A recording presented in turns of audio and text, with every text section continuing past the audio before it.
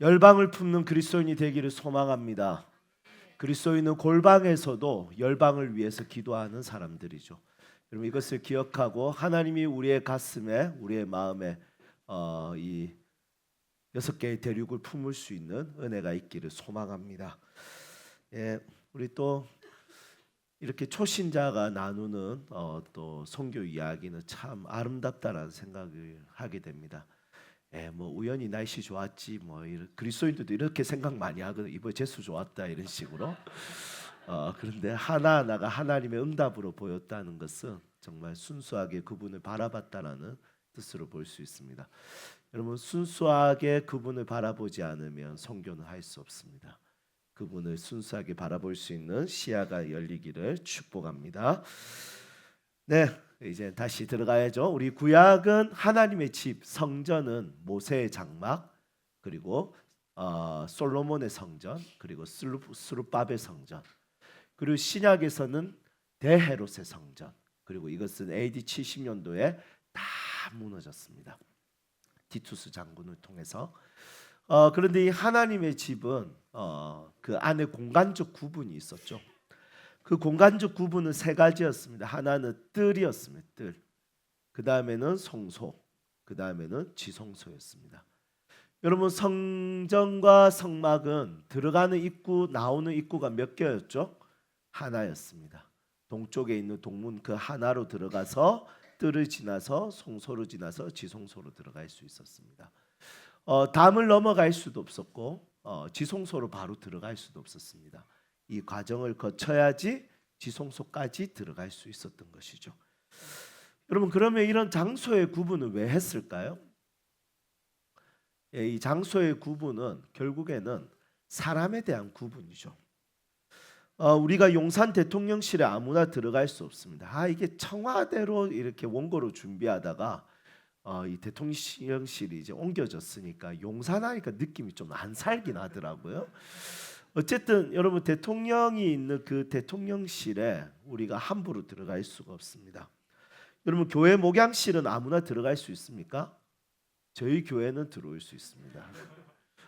제가 종종 들어가면 뭐 여러 가지들이 충전되어 있더라고요. 그래서 저는 저희 교회 성도들의 핸드폰이나 이런 바탕화면 제일 첫 화면은 제가 뭔지 대충 알고 있습니다. 제자리에서 꽂은 사람들. 네. 여러분 이런 것들을 정해놓는 것은 공간의 구분이죠. 그것은 사람에 대한 구분입니다. 외부인 출입 금지, 관계자 외 출입 금지. 강사로 다니다 보면 강사를 위한 공간과 동선이 있습니다. 인사 담당자들은 보통 그런 것들을 엄청 신경을 많이 써요. 어떤 교회 집회 갔을 때는 집회 30분 전에 이런 일이 있었습니다. 제 숙소 앞에 호텔 앞에 딱 대기하고 계시더라고요. 리무진 카니발 끌고 오셨더라고요. 담당 목사님하고 장로님이 정장을 깔끔하게 입고 이미 제가 나오는 거 보시고 문도 다 열어주시고 다 이렇게 해주시더라고요. 놀라운 건 그 차가 의존용이었답니다. 다른 때는 절대 안 쓴답니다. 보니까 카니발인데도 제가 일어서도 될 것 같은 그런 느낌이었어요. 물론 그렇게 하는 이유가 있죠. 그게 뭡니까? 이렇게까지 해줬는데 오늘 설교 못하면 죽는다. 약간 이런 게 있지 않겠습니까? 여러분 그래서 항상 그럴 때 부담이 더 커지는 거죠. 네. 그렇게 공간의 구분을 잘하는 것은 어떤 사람을 특별하게 대해주고 또 어떤 사람에 대해서 들어오지 못하게 하는 그 영역을 만드는 표시라는 겁니다. 여러분 성전 성막도 그렇습니다. 이 공간의 구분은 사람의 구분이었던 거죠. 뜰에는 제사를 드릴 수 있는 죄를 지은 사람들, 이스라엘 백성들 그리고 그 사람들이 이 뜰 안에 들어갈 수 있었습니다. 여러분 남자만 들어갈 수 있었을까요? 여자도 들어갈 수 있었을까요? 남자와 여자 다 들어갈 수 있었습니다. 죄와 관련된 제사는 여자들도 드릴 수 있었습니다. 그래서 이 뜰에는 남자와 여자 다 들어갈 수 있었습니다. 그런데 성소는 어떻습니까?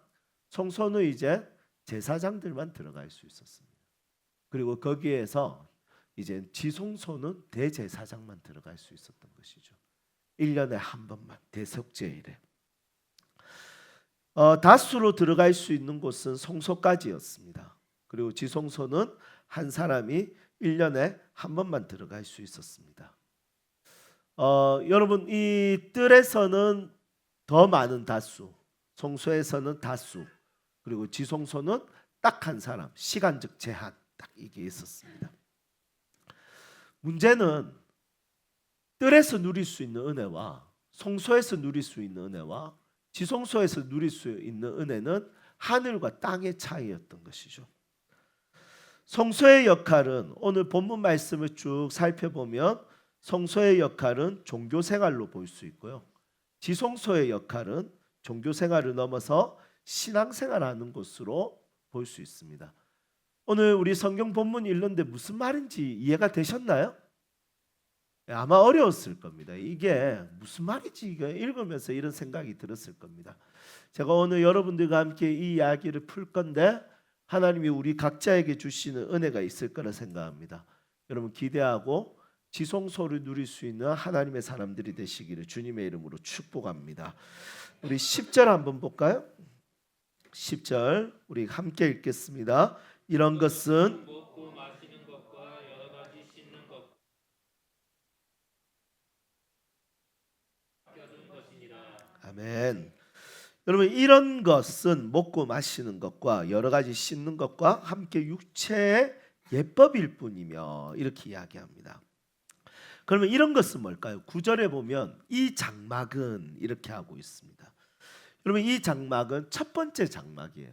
뜰을 지나서 첫 번째 장막인 성소입니다. 여러분 성소는 안에 금양단과 그리고 떡상과 그리고 금촛대가 놓여져 있습니다. 이곳에서 제사장들이 임무가 굉장히 철저합니다. 이 금촛대를 꺼트리면 안 되고 금향도 꺼트리면 안 됩니다. 그리고 그곳에서 떡도 일주일에 한 번씩 바꿔줘야 되고 그리고 여러 가지 일들을 감당해야 됐습니다. 제사장들은 이 성소 안에서 굉장히 많은 예법들 그리고 질서들을 지키면서 이것을 섬겨야 됐던 것이죠. 그래서 성소의 특징은 뭐냐면 육체의 예법을 따라서 섬기는 곳인 거죠. 다른 말로 하면 종교 생활로 볼 수 있습니다. 종교적으로 이것은 해야 된다. 우리가 기독교인이면 이것은 해야 된다. 저것은 해야 된다. 이것이 바로 육체의 예법이라는 것입니다. 여러분 이 육체의 예법은 우리가 무시할 수 없죠. 왜냐하면 이것을 지나야 지성소로 들어갈 수 있기 때문입니다. 여러분 이것 없이 지성소로 들어갈 수 있으면 무시해도 괜찮습니다. 그런데 이 지성소까지 가는 코스 중에 이 성소는 반드시 지나가야 되는 것이죠. 그래서 우리가 하나님을 깊이 만나고 싶다고 했을 때 가장 중요한 것 중에 하나가 뭐냐면 우선 성소로 들어가야 되는데 이 성소로 들어간다는 것은 육체의 예법을 지키는 것입니다. 육체의 습관을 만드는 것이죠. 다른 말로 하면 우리 교회만의 용어로 쓰면 뭐라고 하면 될까요? 아비투스로 할 수 있습니다. 그 집단만의 독특한 특징과 습관과 문화. 여러분 기독교만의 독특한 특징과 습관과 문화가 있죠. 여러분 우리는 마음으로 예배를 드리는 것 여러분 하나님 받으십니다. 하지만 마음으로 드리는 것에 있어서 육체의 예법 없이 마음만 드리기에는 여러분 우리의 인간은 연약한 존재이고 우리는 불순한 존재이죠. 여러분들이 코로나 기간 때 집에서 온라인 예배 드릴 때 딱 샤워하고 옷 바로 입고 그리고 딱 모든 걸 정돈하고 주변도 깨끗하게 정돈하고 이렇게 영상을 보면서 예배를 드렸나요? 예, 그럴 거라 생각합니다. 여러분 어떤 목사님은 바지를 안 입고 설교하셨대요. 얼마나 편하겠습니까? 그냥 위에만 넥타이를 메고 계시고 바지는 안 입고 반바지 그냥 입고 이렇게 설교를 하셨다더라. 여러분 우리 교회를 통해서 굉장히 유명한 사진 하나 있으면 전국에 있는 모든 교사 세미나 때 다 본 사진이 있죠. 우리 김민지 자매님 소파에 누워가지고 우리 온라인 예배 드렸던 그 장면. 어머니가 답답해서 사진을 찍어서 저한테 보내줬습니다. 목사님 예배 드려 꼬라지 안 보십시오. 여러분 그 사진 제가 너무 잘 활용하고 있습니다. 교사 세미나 1년에 그래도 제가 거의 20번 이상 나가는데 1년에 20교회 이상 그 사진을 보면서 아 저러면 안 되구나 이런 걸 느끼고 있는 거죠.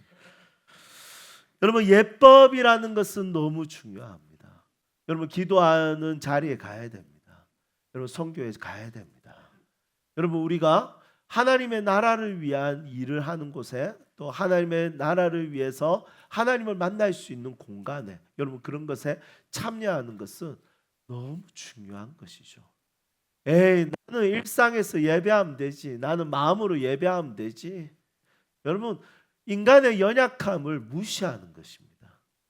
하나님이 우리에게 예법을 주시는 거, 경건의 습관을 주시는 거. 그러면 하나님은 우리에게 성경도 주시지 않았을 겁니다. 하나님은 계속해서 우리의 마음에만 말씀하셨을 겁니다.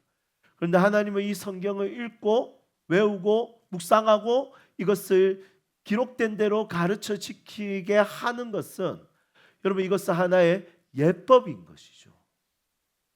기독교에서 예법은 무시할 이야기가 아닙니다. 종교 생활은 너무 중요한 겁니다. 여러분 이것을 통해서 우리는 지성소로 나아갈 수 있는 것입니다.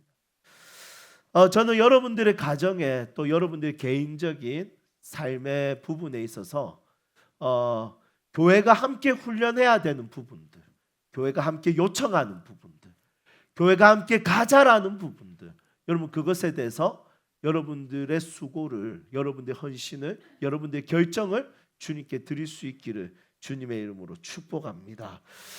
어제 제가 이제 섬겼던 수련회는 참 너무 더웠습니다. 에어컨이 너무 약하더라고요. 애들은 꽉 차 있고. 제가 설교하는데 이미 땀이 너무 많이 나요. 그 애들이 탈진 상태인 거예요. 진짜 이미 찬양 때 애들이 막 미친 듯이 뛰니까 설교 때 이미 주님 나라 다 가 계시는 거예요.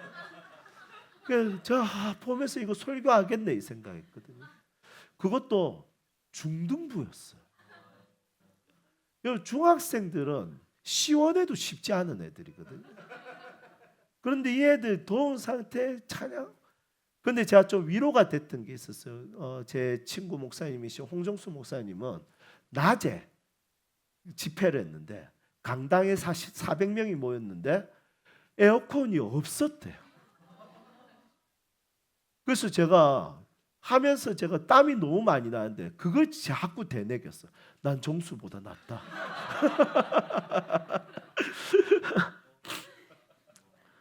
여러분 근데 애들이 탈진할 것 같은 거 이미 땀 너무 많이 흘리고 여러분 설교자한테 제일 중요한 게 뭐냐면 찬양을 진짜 뜨겁게 했잖아요. 그리고 바로 설교하는 거 힘들어요. 중간에 꼭 특송이 있어야 돼요. 그래야지 조금 컴다운 시키고 이제 설교 들어가야지 편한데 막 미친 듯이 뛰고 두 손 들고 하고 난 다음에 오늘 말씀이 쉽지 않거든.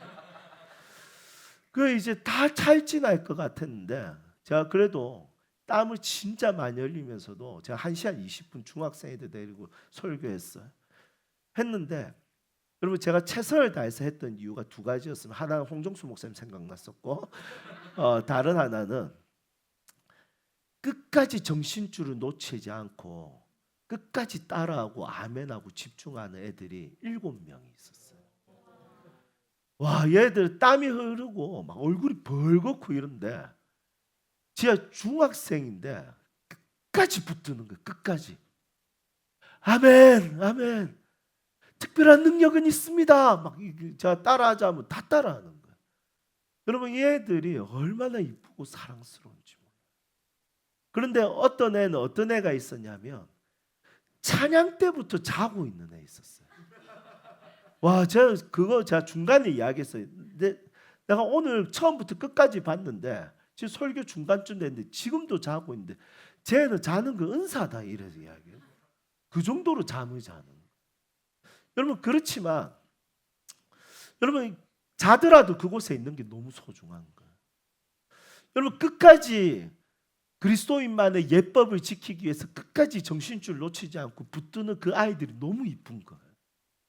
왜냐하면 그것이 지성소로 가는 데 있어서 너무 중요한 역할이라는 거예요. 여러분 하나님의 임재를 더 경험하고 싶나요? 조금 더 기독교 문 안으로 들어오셔야 돼요. 조금 더 교회 공동체 안으로 들어오셔야 됩니다. 조금 더 여러분들의 가정 안에 기독교 예법을 만드셔야 돼요. 우리 가정은 식사할 때 함께 감사하는 식사를 기도를 한다. 우리 가정은 식사를 마치고도 잘 먹었습니다 기도하는 가정이 있나요? 여러분 우리 못했죠. 시작할 때는 잘 먹겠습니다 건강하게 해주십시오 하는데 다 먹고 나서는 전혀 감사가 없어요. 잘 먹다 이렇게 끝나는 거예요. 여러분 먹고 나면 감사기도 해야 되지 않습니까? 주님 너무 맛있었습니다. 저희 아이들과 함께 식사하는 이 자리가 너무 행복했습니다. 여러분 저희 집도 먹는 기도만 했습니다. 제가 이걸 준비하면서 우리 가정에 새로운 예법을 만들어야 되겠다 생각했습니다.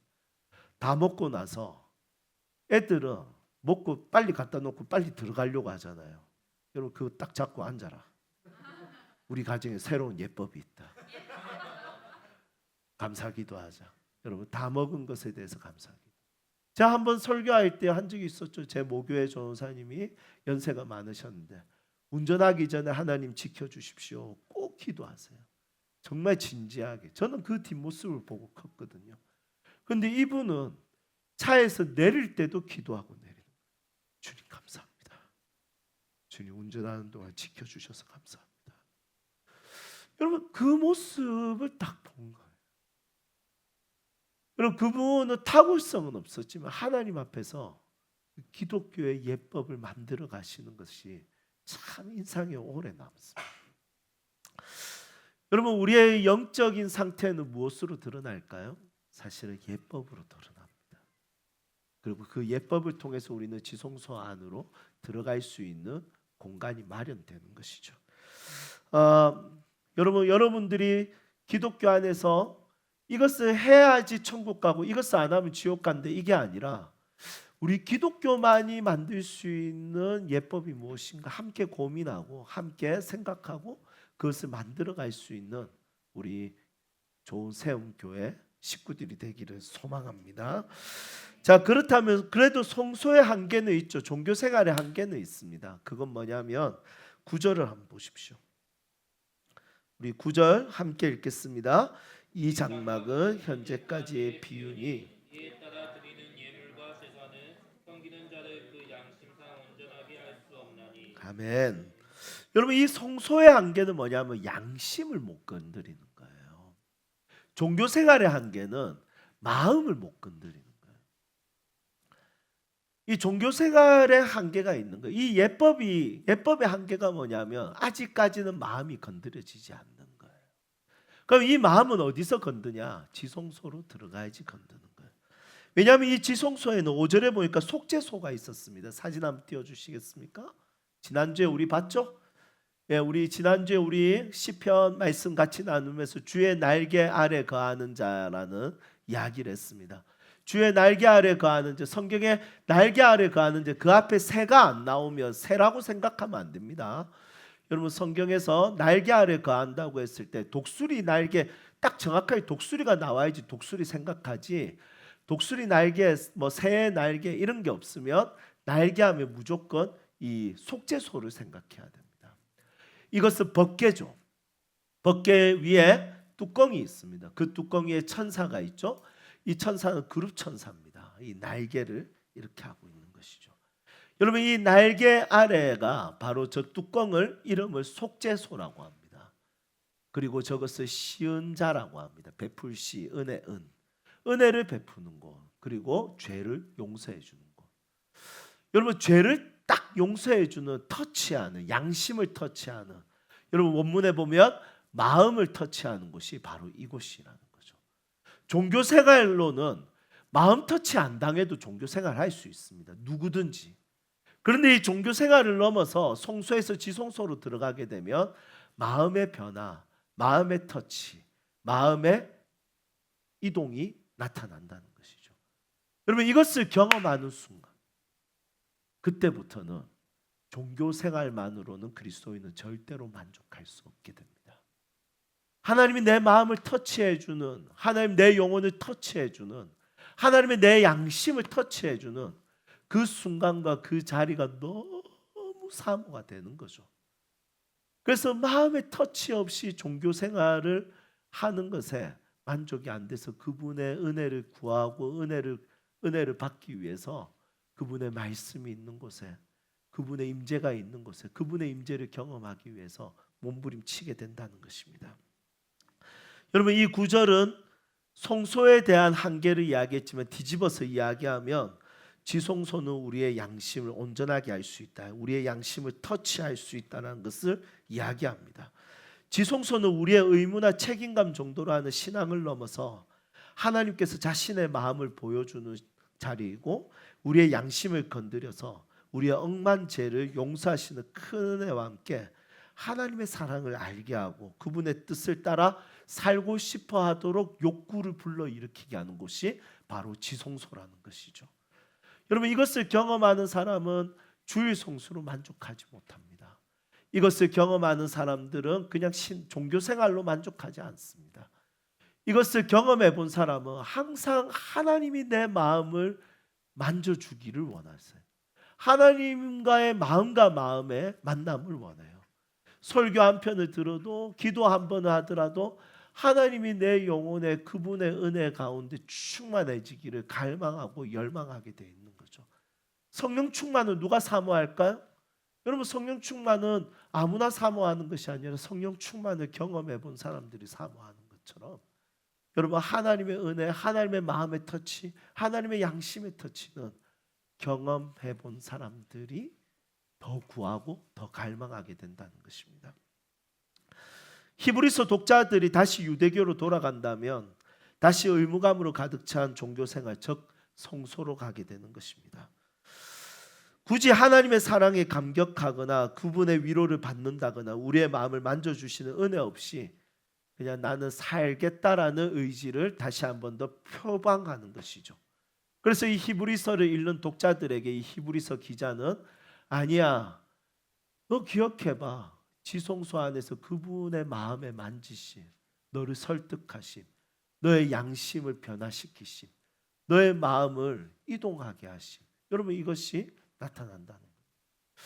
여러분, 이번에 송미 자매님 간증했지만 이번에 선교지에서 확실히 보이죠? 마음이 이동했다는 거, 마음을 터치했다는 거. 가서 그냥 현상을 본 것이 아니라 우리가 최선을 다했다가 아니라 그 최선을 다하는 가운데 하나님의 지성소를 경험하는 거죠. 여러분, 한의와이에서 아이들 예배하는 모습 보십시오. 여러분, 저는 갈 때, 작년에도 갔을 때 제가 봤을 때는 그 아이들이 선교 필요한 게 아니라 우리 교회 애들이 필요하더라고요. 안 그렇습니까? 우리 교회 애들이 선교가 필요해요. 우리 교회 애들이. 여러분, 이미 그 아이들은 환경적으로 어려울지 몰라도 햄버거 하나 사 먹는 거 생일날만 사 먹는 그런 나라이지만, 그런 아이들이지만, 그 땅의 아이들이 그 아이들은 하나님의 만지시, 하나님의 터치하시, 정말 자유롭게 그분을 예배하고 표현하는 모습이 너무 이쁩니다. 근데 우리 애들 한번 보십시오. 얘들 선교가 필요합니다. 얘들 지성소가 필요한 거죠. 어렸을 때부터 부모 따라와서 정말 하나님 예배하지만 마음의 터치를 한 번도 받아본 적이 없어요. 여러분, 우리가 여전히 이곳에 있는 이유가 뭐죠? 여러 가지 어려움도 있고 시간적인 부분도 우리가 사용할 때도 많고 돈도 우리가 쓸 때도 많지만, 우리가 이곳에 와서 우리가 하는 이유가 뭡니까?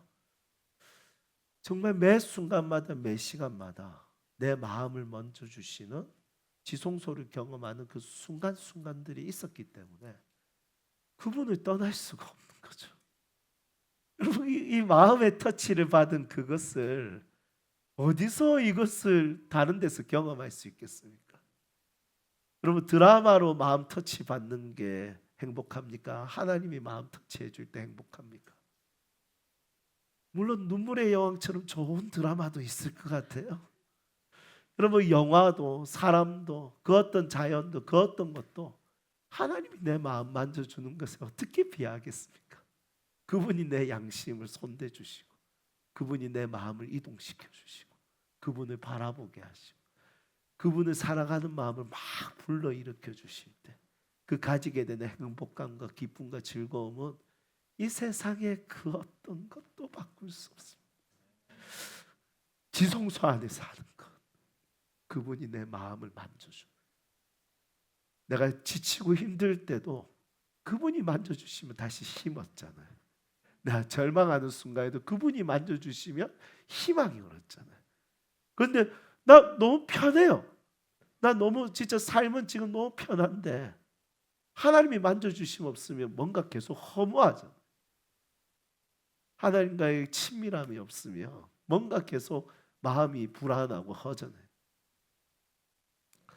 제가 이번에 한 집사님 만나서 대화하는데 그 집사님 고백을 들었어요. 이 집사님 교수님이신데 과거보다 훨씬 안정적인 경제력과 또 안정적인 삶이 되었지만 하나님 마음이 식어진 것 같아서 너무 속상하다는 거예요. 자기가 이 청소년부 교사를 26년째 했는데 이 26년 동안 이 아이들 섬기면서 자기는 너무 좋은 게 수련회를 한 번도 안 빠졌다는 거예요. 아이들 수련회.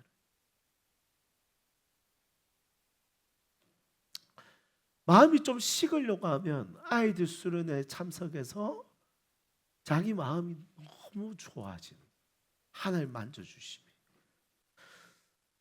그래서 이동하는데 이렇게 이야기해요.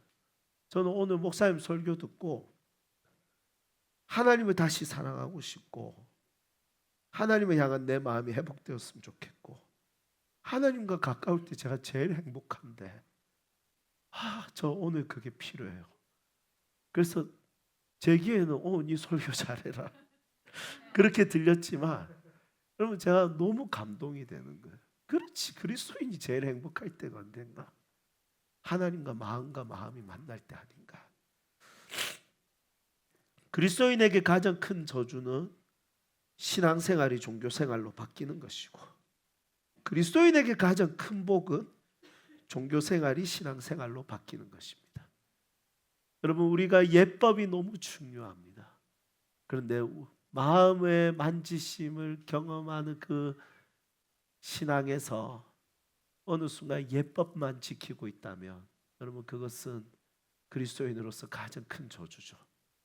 그런데 내가 예법만 지키고 있다가 어느 날 다시 그분이 회복시켜 주셔서 그분과의 만남이 너무나도 기쁘고 행복한 신앙의 생활을 다시 하게 된다면 그것보다 큰 복은 없는 것 같습니다. 하나님의 마음 터치를 많이 경험할 수 있기를, 하나님의 회개하심을 많이 경험하게 하시기를, 그분의 사역에 참여하는 것만으로도 영광스럽기를, 하나님을 예배하는 것이 가장 행복하시기를 주님의 이름으로 축복합니다. 우리 오늘 말씀 기억하면서 함께 찬양합시다.